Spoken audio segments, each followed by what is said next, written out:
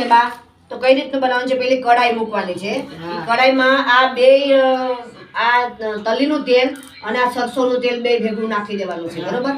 અને એમાંથી આપણે તમે જે તેલ લીધું છે ને ટોપરાનું તેલ, એમાંથી એ ટોપરાનું તેલ થોડુંક એમાં નાખવાનું છે, બરોબર? એને ઉકળવા એકદમ ઉકળવા દેવાનું. આપણે કેમ સંભારો વઘારીને તેલ ઉકળી જાય એટલે ઉકળવા દેવાનું. એમાં સીધું તમારે છે ને આ 7 જે પાન છે ને એટલે કડવો લીમડો લેવા દે.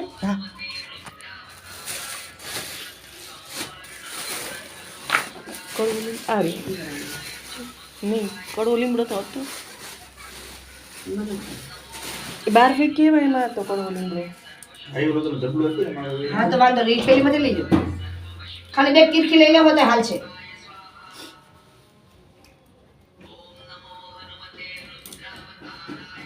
બસ હાલ છે. હવે એ થેલી ત્યાં નાખ દો, વાંધો નહીં, ભલે ગાય ખાઈ જાય. જા બારું નાખ દો અને દરવાજો બંધ કરી દેજો જરા.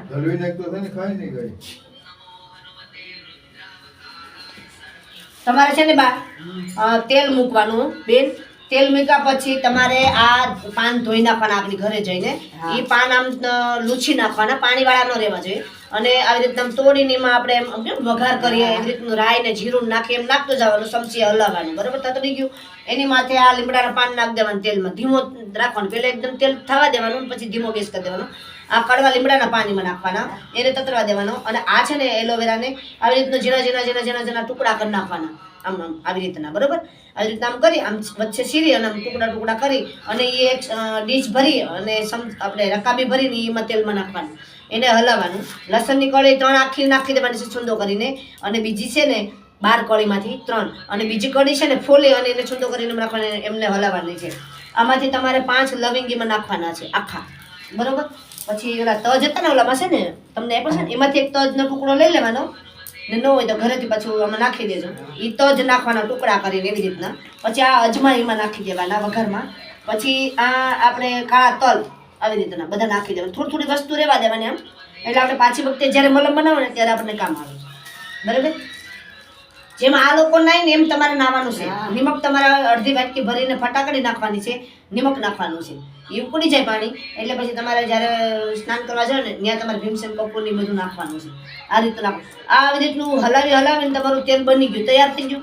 સીધું એને ગાળી લેવાનું તપેલીમાં ગાળી ને કાળું તેલ બની જાય એકદમ આવી રીતનું. જા તેલ છે, બરોબર? બની જાય ને એટલે તમારે આ તેલ બની ગયું, તૈયાર થઈ ગયું. એટલે તમારે છે ને બની જાય ને અત્યારે બા, એટલે તમારી રીતે કંઈક છૂટું કપડું પહેરી લેવાનું અને આવી રીતનું તમારી જાતે મલમ માલિશ કરવાનું છે.